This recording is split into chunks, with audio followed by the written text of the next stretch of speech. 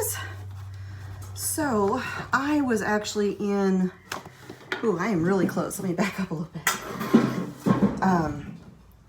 I was out and about most of the day yesterday, and so I never really got a chance to do anything. I had 3 different appointments, all in other towns, and I didn't get home until really late.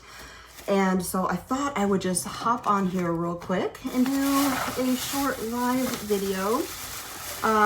While I was in Huntsville yesterday, I had a little bit of time in between some appointments, and so I decided to go to the craft store and pick up a couple of things. And I thought I would share with you some of what I got. So I really like linen clothing, but I find that it is really expensive. And so since I'm going to be doing a little bit of sewing this year, or this summer, I decided that maybe I'll just make myself some clothing. I can sew. I don't do it a whole lot, but like when we lived in Alaska, there's very few places you could get ball gowns, and we had a ball to go to. And so I made a ball gown, so I can sew. It's just, like I said, not something I take tremendous pleasure from. But I am going to be doing some sewing, like I said. And so I picked up a few patterns, and I thought I would show you some of these. So I'm going to make some things out of linen, and then I'm also going to make some things out of this kind of, it's not gauze, but it's just a really light crepey sort of cotton fabric. And I didn't bring it, like, all the fabric out here. I just brought a couple of things. So I'm going to show you the patterns. All right. So first, I'm going to make some skirts. I got this wrap skirt pattern, and it is a this one's a McCall's pattern, 11419. And so I'm gonna make maybe 1 or 2 like this. I really like that because I can move around and everything and not worry about it dragging on the ground. So I'm thinking I might make one like that, and then maybe one that's maybe a medium length. And then I got this one. So that one's a wrap skirt.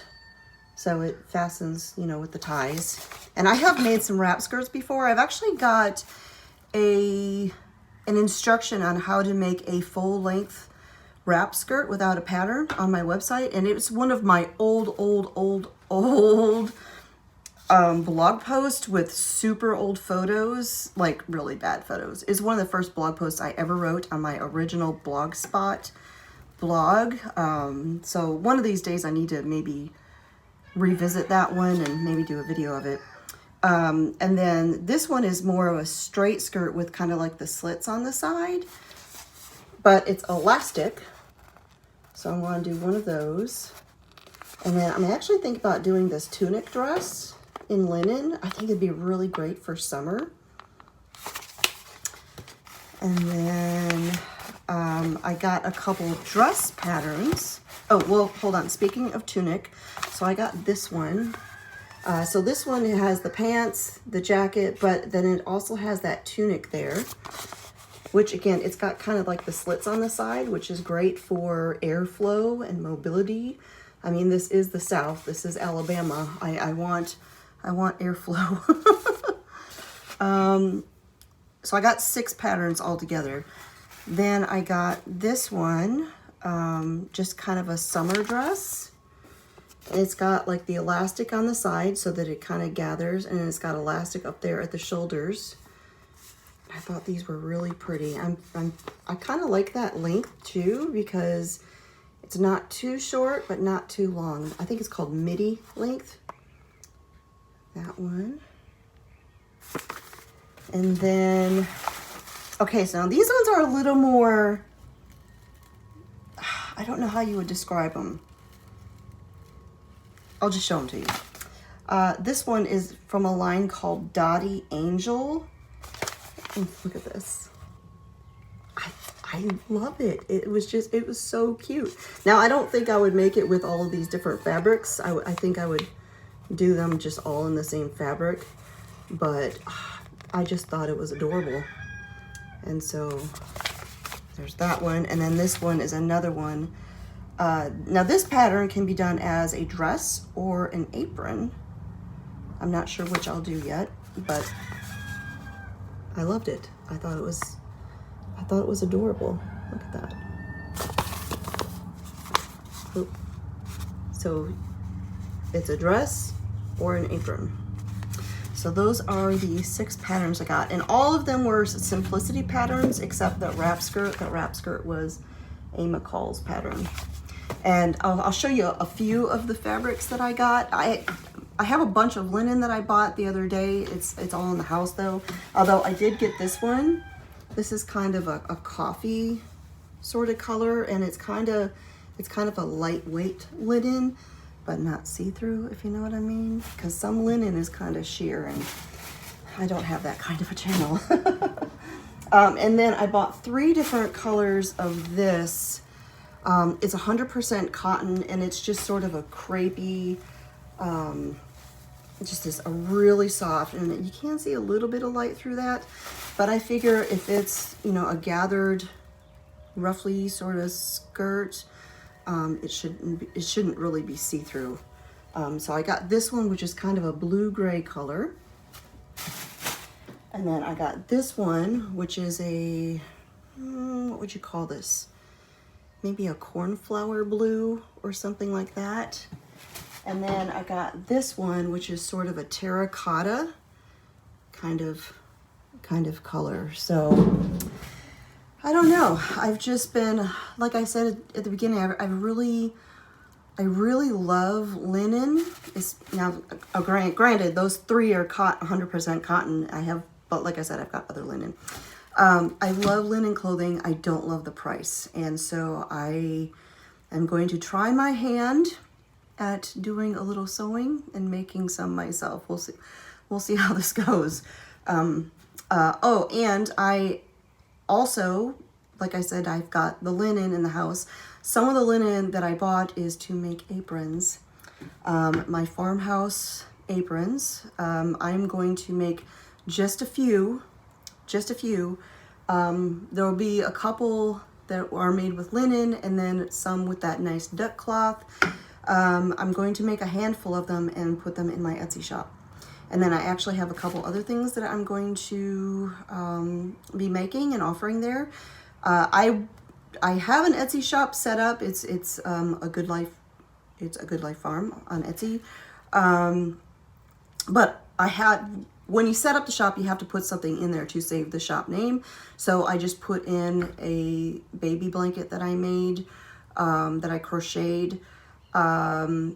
All of the things I'm going to make for the Etsy shop, though, I'm not going to like onesie and twosie. I'm going to wait till I have all the things sewn, and I'll put them in the shop all at once. So that way people aren't wondering like what else I'm going to be doing. I'll just put it all in there at the same time, and then they'll see what I have available.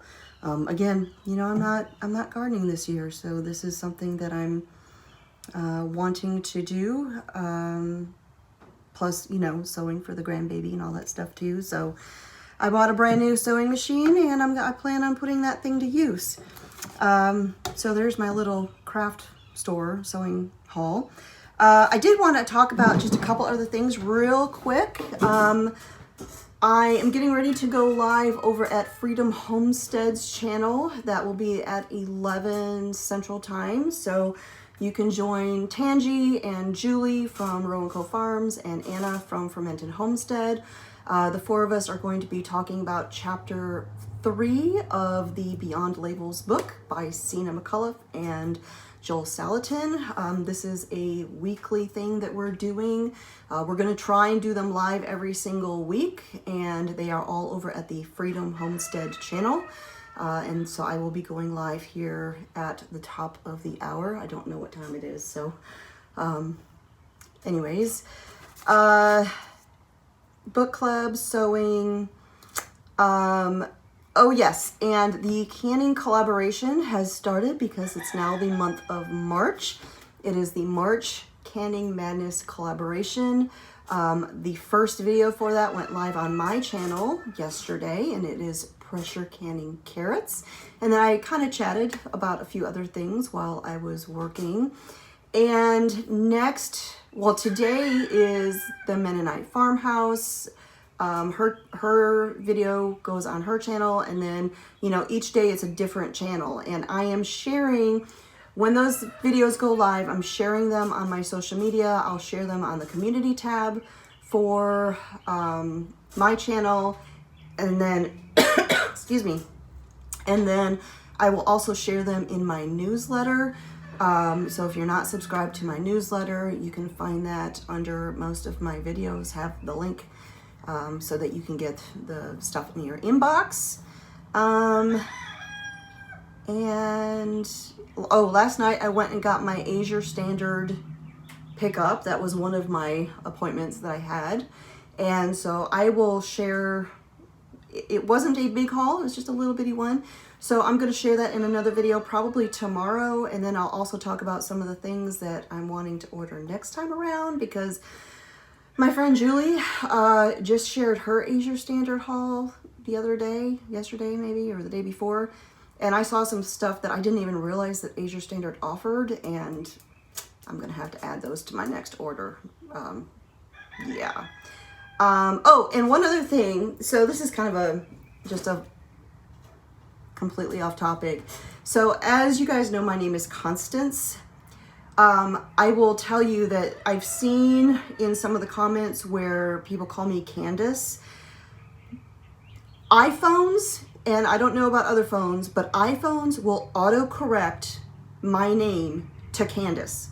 My own phone, like I'll type in my name, Constance, for something, and my phone will change it to Candace. So, but not only that, I have been called Candace so many times in my life, not by just strangers, but like people who've known me for years have accidentally called me Candace. It happens so much that when I hear someone say the name Candace, I automatically assume they're talking to me.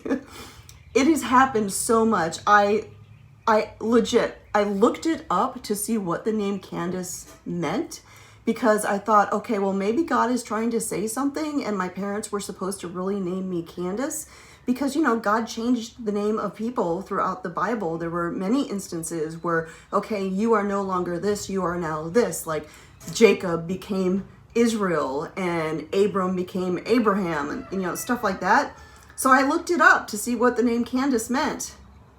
Yeah, that's not, God's not trying to tell me that. It's just a thing.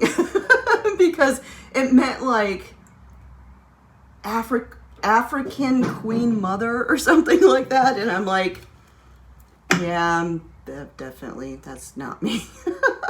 So it does not, so I don't get offended when someone accidentally calls me Candace, or especially if it's in text, because I know more than likely it was auto-corrected.